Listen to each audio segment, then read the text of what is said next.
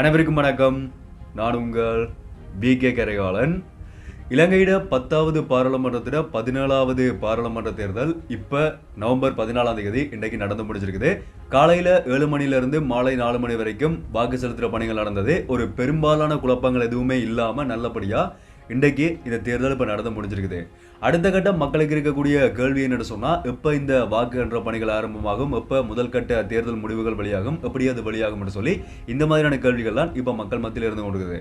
அதுக்கான பதிலையும் அதே மாதிரி இந்த தேர்தல் எப்படி நடந்து முடிஞ்சிருக்குது. அடுத்தது இலங்கையினுடைய தேர்தல்கள் ஆணைக்குழுவால் உத்தியோகபூர்வமாக ஒரு முக்கியமான இந்த தேர்தல் முடிவுகள் தொடர்பாக ஒரு 2 தகவல்கள் வெளியாகி இருக்குது. அதாவது இந்த தேர்தல் முடிவுகளை நீங்கள் எப்படி உத்தியோகபூர்வமாக பார்க்கலாம்ன்ற இந்த விஷயங்களை படி இப்போ நாட்டினுடைய கல நிலவரம் எப்படி இருக்கின்றது அப்படி தான் நான் இந்த வீடியோவில் உங்களுக்கு அப்டேட் பண்ண போகிறேன். ஸோ முதலேருந்தே என்ன விஷயம் மட்டும் சொல்கிறேன். நவம்பர் 14ஆம் தேதி நான் ஏற்கனவே சொன்ன மாதிரி இன்றைக்கு நடந்த தேர்தல் இலங்கையினுடைய 10வது பாராளுமன்றத்தினுடைய 17வது தேர்தல். கிட்டத்தட்ட 17 மில்லியனுக்கும் மேற்பட்ட மக்கள் இந்த தேர்தலில் வாக்களிக்கிறதுக்காக வாக்குரிமையை பெற்றிருந்தார்கள். அதே மாதிரி இலங்கையினுடைய 22 தேர்தல் மாவட்டங்களையும் தான் இந்த தேர்தல் நடந்து முடிஞ்சிருக்குது.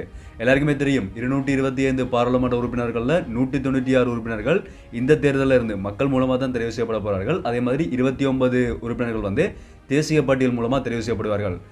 கிட்டத்தட்ட 90,000க்கும் மேற்பட்ட பாதுகாப்பு படையினர் இந்த தேர்தலினுடைய பாதுகாப்பில் ஈடுபட்டிருந்தார்கள். அதே மாதிரி 10,000க்கும் மேற்பட்ட உள்ளூர் வெளியூரை சேர்ந்த தேர்தல் கண்காணிப்பாளர்கள் இந்த தேர்தலில் கண்காணிப்பு நடவடிக்கைகளில் ஈடுபட்டதாக சொல்லப்படுது. ஏற்கனவே ஜனாதிபதி தேர்தலில் அவர்கள் தான் அந்த கண்காணிப்பு நடவடிக்கையில் ஈடுபட்டு வரலாற்றிலேயே ஒரு அமைதியான முறையில் நடந்த தேர்தல்னு சொல்லி அந்த தேர்தல் சொல்லப்படுது. அதே மாதிரி தான் இந்த தேர்தலையும் அவர்கள் தேர்தல் எப்படி நடக்குது, ஏதாவது வன்முறைகள் நடக்குதான்னு சொல்லி பார்த்து அவர்கள் தான் இந்த தேர்தல் எப்படி நடந்ததுன்றதையும் அவர்கள் ரிப்போர்ட் பண்ணுவார்கள்.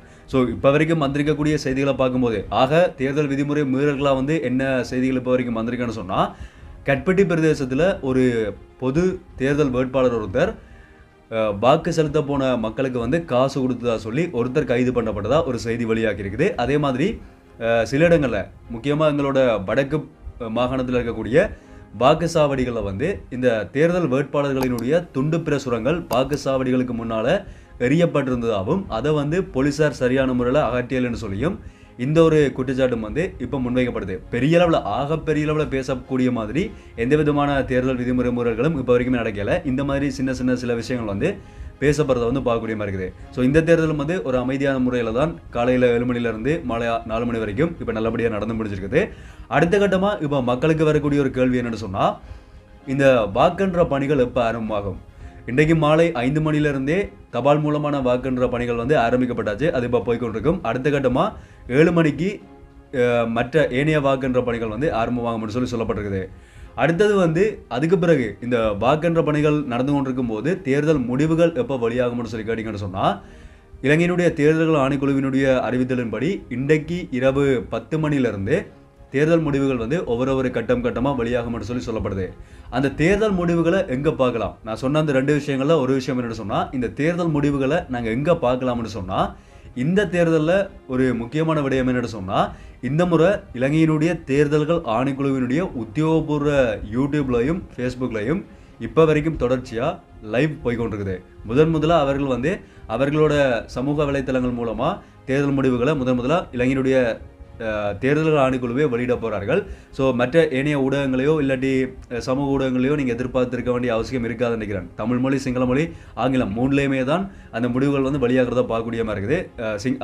ஆங்கிலத்தை விட தமிழ் மொழி, சிங்கள மொழியில் 2மே போய்கொண்டிருக்கிறத பார்க்கக்கூடிய மாதிரி இருக்குது. ஸோ அதனால் நீங்கள் உடனுக்குடனே பார்க்கணும்னு சொன்னால் எலெக்ஷன் கமிஷன் ஆஃப் ஸ்ரீலங்கான்னு சொல்லி சர்ச் பண்ணிங்கன்னு சொன்னால், யூடியூப்லையும் ஃபேஸ்புக்லையும் சர்ச் பண்ணிங்கன்னு சொன்னால் உத்தியோகபூர்வ அவர்களோட அந்த சமூக ஊடக பக்கங்களில் லைவாகவே அந்த தேர்தல் முடிவுகள் வெளியாகிறத பார்க்கக்கூடிய மாதிரி இருக்கும். 2வது அவர்கள் சொன்ன ஒரு விடயம் என்னென்னு சொன்னால், இந்த தேர்தல் முடிவுகள் தொடர்பாக நிறைய சமூக ஊடகங்களில் போலியான செய்திகள் பரப்புறதுக்கான வாய்ப்புகள் அதிகமாக இருக்குது. இந்த வேட்பாளருக்கு இவ்வளோ வாக்குகள் கிடைச்சிருக்குது, இவர் தான் வெற்றி பெற்றிருக்காருன்னு சொல்லி சில போலியான செய்திகள் பரவுறதுக்கான வாய்ப்பு இருக்கிறபடியா நீங்கள் உத்தியோகபூர்வமாக சமூக ஊடகத்தில் பார்க்க போகிறீங்க. அதனால நீங்கள் எங்கள் லைவ் பாருங்கன்ற மாதிரி அவர்களே நேரடியாக இந்த முடிவுகளை இந்த முறை வெளியிட போகிறார்கள். ஸோ அதனால் நீங்கள் எலெக்ஷன் கமிஷன் ஆஃப் ஸ்ரீலங்கான்னு சொல்லி சர்ச் பண்ணி பார்த்தீங்கன்னு சொன்னால், அங்கே உங்களோட தேர்தல் முடிவுகளை உங்களுடைய தேர்தல் மாவட்டங்களுடைய முடிவுகளை உடனுக்குடனே பார்க்கக்கூடிய மாதிரி இருக்கும். ஸோ இதுவும் ஒரு சிறப்பான முக்கியமான விஷயமா சொல்லணும்னு நினச்சிருந்தார். ஏன்னு சொன்னால் அவ்வளோ ஃபேக்கான விஷயங்கள் போய்கொண்டிருக்கிறபடியா. ஓகே, இவ்வளவு தான் இப்போ வரைக்கும் வந்திருக்கக்கூடிய இந்த தேர்தல். இன்றைக்கு நாட்டோட இந்த கள நிலவரம் எப்படி இருக்கின்றதை தான் இந்த வீடியோவில் வந்து சிம்பிளாக சொல்லியிருக்கிறேன், ஷார்ட் வீடியோவில் வந்து சிம்பிளாக சொல்லியிருக்கிறேன். அடுத்த முடிவுகள் வந்து முழுமையாக வெளியானது பிறகு இன்றைக்கு இரவு 10 மணிலேருந்து வெளியாக ஆரம்பிக்கும். நாளைக்கு நான் அடுத்த வீடியோ அப்லோட் பண்ணுறதுக்குள்ள பெரும்பாலான முடிவுகள் வெளியாகி எல்லாருக்குமே யார் யார் தெரிவு செய்யப்பட்டிருக்காருன்றது தெரிய வந்துடும் சொல்லி நான் நினைக்கிறேன். ஸோ அதுக்கப்புறம் நான் ஒரு முழுமையான வீடியோவாக தொகுத்து அந்த வீடியோ வந்து நான் உங்களுக்கு நான் கொடுக்குறேன்.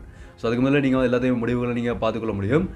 ஸோ பார்க்கலாம் அப்படியான முடிவுகள் வெளியாகுதுன்னு சொல்லி இது ஒரு சின்ன ஒரு ஷார்ட் அப்டேட் தான், அப்டேட் பண்ணணுன்றதுக்காக இந்த வீடியோ வந்து நான் உங்களுக்கு சொல்லியிருந்தேன். வெயிட் பண்ணி பார்க்கலாம் என்ன நடக்குதுன்றதை. என்னோட அப்டேட்ஸ் வந்து நீங்கள் உடனே பார்க்கணும்னு சொன்னால் யாராவது புதுசாக பார்த்து வந்தீங்கன்னு சொன்னால் மறக்காம சப்ஸ்கிரைப் பண்ணி இந்த பெல் ஐக்கனை கிளிக் பண்ணி ஆல் ஆப்ஷன் வச்சுக்கோங்க. அப்போ தான் அப்லோட் பண்ணுற வீடியோஸ் எல்லாமே தொடர்ச்சி அவங்களுக்கு கொடுத்த நோட்டிஃபிகேஷன் வரும். மீண்டும் ஒரு வீடியோவில் சந்திப்போம். நன்றி.